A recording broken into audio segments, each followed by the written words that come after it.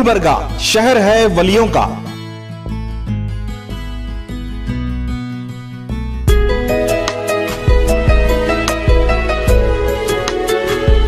शहर है गुंबदों का,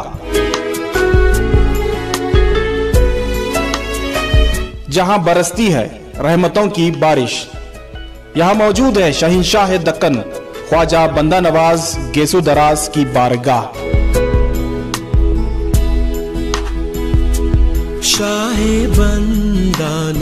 हिंदू मुस्लिम सिख ईसाई बिला मजहब तफरीक दुनिया भर से लोग यहाँ आते हैं और फैज पाते हैं।